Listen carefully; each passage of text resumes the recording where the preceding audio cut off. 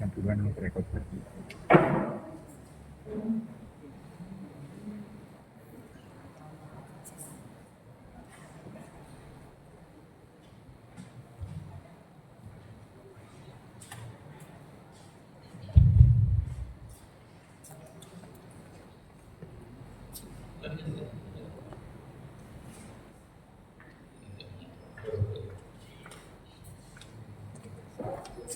මේ අවස්ථාවට සහභාගී වුණ විශුද්ධතුමා සමග දේවදත්තුමා සභාපති ඒ වගේම මේ අවස්ථාවට සම්බන්ධ වෙන ඔක්කොම සභාපතිතුමාට සම්භාවනීය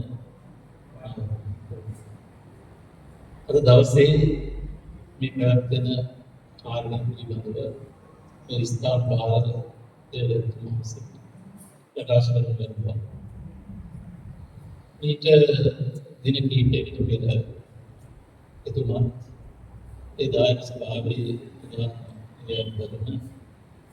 අමරනාථ සාමණේර මහත්මයා සමග ඉදිරියට මා වෙත ආරාධනා කරගියා බෙන්ජමින් ක්ලබ් එතුමා පිළිබඳව පොඩි මගේ අදහස් ප්‍රකාශ කරන්න කියලා. මා කල්පනා කළා අවුරුදු 30 පෙර අපි අඳුනගත්ත බෙන්ජමින් ක්ලබ් එතුමා ගැන නේද මේ කියන්නේ. මම ඒ අඳුනගත්තා කියලා කියන්නේ 1981 වර්ෂයේ තමයි මම සිංහල ශබ්දකෝෂයේ සංස්කාර මණ්ඩලයට බැඳෙන්නේ. ශබ්දකෝෂ සම්පාදනයේදී අපි ප්‍රයෝජනයට ගන්න පොත් අතර අපි කතෝරයාගේ නමින් තමයි කෙරේ හඳුන්වන්නේ. මොනි විලියම් සංස්කෘත ඉංග්‍රීසි ශබ්දකෝෂය ETS ඩික්ෂනරිය වගේම සිංහලෙන් පිළිච්ච ශ්‍රී සුමංගල ශබ්දකෝෂය වගේම කාටර් දේවදත්තුමා විසින් සම්පාදනය කළ සිංහල ඉංග්‍රීසි සිංහල ශබ්දකෝෂය සහ ලක්ෂ්මීතුමා විසින් සම්පාදනය කළ සිංහල ඉංග්‍රීසි සිංහල ශබ්දකෝෂ කියන ග්‍රන්ථ.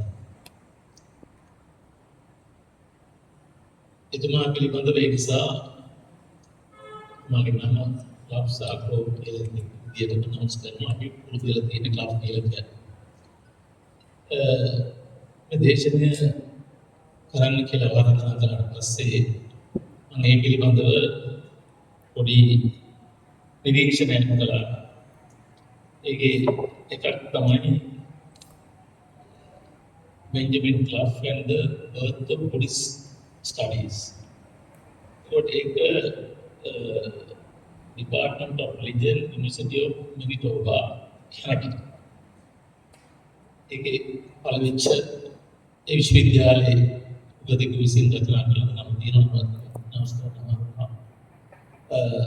ඒක Royal Aesthetic Society සංග්‍රහය පළවෙච්ච පොත් වගේම අන්තර්ජාලයේ විකිපීඩියා පරිශීලනය කළාම මම නොදන්න ඉතිහාසයක් මට මුණ ගැහුණා. ඒ අත්වාදය. ඒක තමයි 1730 වෙස්ලි සහෝදරයන් විසින් ඔක්ස්ෆර්ඩ් විශ්වවිද්‍යාලයේ ඕනි ක්ලබ් වලින් බිහිවෙච්ච ක්‍රිස්තියානි මෙතොදිස්ත සභාවේ නියෝජිතයන් හැටියට ලංකාවට පැමිණිච්ච අධ්‍යයනකින් සමන්විත කීතුමල්ලාගෙන් සමන්විත ඩෙලිගේෂන් එකේ ආපු යංගස්ට් හැටියට තමයි මේ ක්ලබ් කීතුමා සම්බන්ධ වෙන්නේ. ඒ වගේම එතුමාගේ ජීවිතය ගැන ගත්තම එතුමාගේ පියා ශල්‍ය වෛද්‍යවරයෙක්. එතුමාට අවුරුදු 4 දී කීතුමා නැති වෙනවා. අම්මා ඉන්කීපර් කියන තානා පාලිකාවක් වෙන්නදී සහෝදරයත් මෙඩිකල්ගෙන් ස්වභාවයට පත් වෙනවා. මොකද එතුමා ජීවිතය පිළිබඳ බොහොම ලාභාලීදීම යම් අත්දැකීමක් ලබා ගන්න ඇති කියලා මම පුතාපණය කරනවා. එතුමා අවුරුදු 12-14 කාලෙදිම ගිහි දේශකයෙකු හැටියට ගමේ පල්ලියේ දේශනාවලට සවන් දෙන්න ආදී කටයුතු වලට සහසම්බන්ධයේ ඒ ප්‍රදේශයේ බෙඩ්ෆර්ඩ් යෝක්ෂයර් තමයි ඒ ප්‍රදේශයේ පල්ලියේ එතුමා සභාවක තුල කටයුතු. මේව කරන කාලේ රොබර්ට් ටෝක්ස් මට වෙන යපටල වෙනවා. ඔවුනත් වෙස්ලි එතුමාගේ දවත් තෝමස් කොක් පන්තන්නේ එතුමාට සම්බන්ධ වෙලා එතුමාගේ සිස්ටම් හැටියට අයර්ලන්තයේ යනවා. ස්කොට්ලන්තයේ යනවා. ඒ ගිහිල්ලා එතුමාගේ රෝස් ඇසෝසියේෂන් බෝඩ් එකට පස්සේ පූජකවරයෙක් ලබාගෙන එතුමා 1914 ජූනි 29 තමයි ලංකාවට එන්නේ. හත් දිනකින් අර මුලින් කියපු එතුමා තාමත් දැනුවත් ආචාර්ය උපාධියකට වඩා ඉහළ නීති ආචාර්ය උපාධියක් ලබාගත්ත ඒතුමේ එලිම ලංකාවට එනවා කියන්නේ ඉන්දියාවල කොටේතුමා භාවනා කරද්දී තවත් පූජකතුමෙකුගේ භාර්යාවට දරුවසල්තියක් නිසා මාසෙකට පමණ කාලයක් මේ රැඳෙන්න ගත්තා. මාරි ලංකාවට දුනි 29 ලංකාව ගාල්ල වරාය දෝණි කියන බෝට්ටුවේ ඉවිල බාල් කරගෙන බස්සක් ප්‍රසන්න ඒක තවත් දෙන්නෙක් වේද ඒ දෝණිය උලංග නිසා වෙලෙගමින් කොට ගහලා ගාවන කිරිට ඒවලට ගාල්ල හිටපු මහමුදුතුමා සහ ගතාන්‍ය කිරීටයට නිලධාරී මේගොල්ලෝ සාදරයෙන් පිළිගන්න කලින් වගේ කොටුවේ යම් ස්ථානයක නවත්තන දීලා ඒ කටයුතු ආරම්භ කරනවා. ආරම්භ කරලා කෙටි කාලෙකින් ඒ මුදලිතුමාගේ අනුග්‍රහයෙන් ඩෝන්බර්ග් කියන මන්දිරයේදී ඒ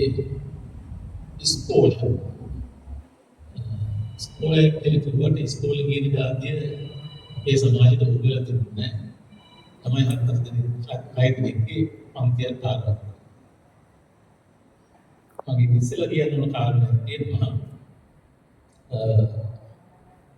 මේ රටේ ඉතිහාසයේ විද්‍යාඥයන් කාරණා බව මහා වංශයේ සිදුවන දෙවනගාතිස්වයික මාර්ගික කාලේ දඹදිව ධර්මාචාර්ය අධිරාජයාගේ අනුග්‍රහයෙන් විච්ඡතුන්ගේ ධර්ම සංගායන ප්‍රතිඵලයෙන් එතුමාගේ පුත්‍රවරුන් අනුබුදු මිතුමාගේ වහන්සේ බුදුදහම ශ්‍රී ලංකාවේ ලැබෙන ඒ රැඳීමෙන් පසුව ආරම්භ කළ අධ්‍යාපනය මහා විහාරයේ ප්‍රමුඛ තමයි ශ්‍රී ලංකාවේ ශතවර්ෂ 15 අධික කාලයක 18 අදාළව 1505 කුදුගිසි ආගමනයන් සමග මේ අධ්‍යාපනය පුදවනවා. මෙරටේ යෝග කොහෙවත් වාඩි කරනවා. යුනේ වන්නේ සෑහෙන මහා විශාල භාගයක් යුනේ නවමහානගේ මුද්දරවා මහා ප්‍රසාදයේ යුනේ විදේශිකින් නැගිටින මේ රටේ ඉන්න වික්ෂුන් වහන්සේලාට පිරිවෙන් අධ්‍යාත්මික කලයක්. රාජරාජ මහා මාත්‍යාදී පිළිගත්තේ පන්සලේ පිරිවෙන්. මේ රටේ ඉතිහාස ගණනක පුරාවිද්‍යා ස්මාරක දක්නට ලැබෙනවා. නමුත් ඒ කිසිවක පාසලක නටුම් හම්බෙලා ඒ කියන්නේ ඉතිහාස විද්‍යාවේ ලැබෙන තුනේ අපේ රජවරු පොතේ පෙරකොම් බව තමයි කවුන්සිල් මෙතන. ඒ වගේම මහා සංඝරත්නයේ දම්බියා ආගම ප්‍රදේශ ආධිකරණ ආගම ප්‍රදේශික වංශිකවාද විසාදී ලාන්තරසක් අවුරුදු 1000කට පෙර අම්බාද තුන්ගේ ආරම්භ වූයේ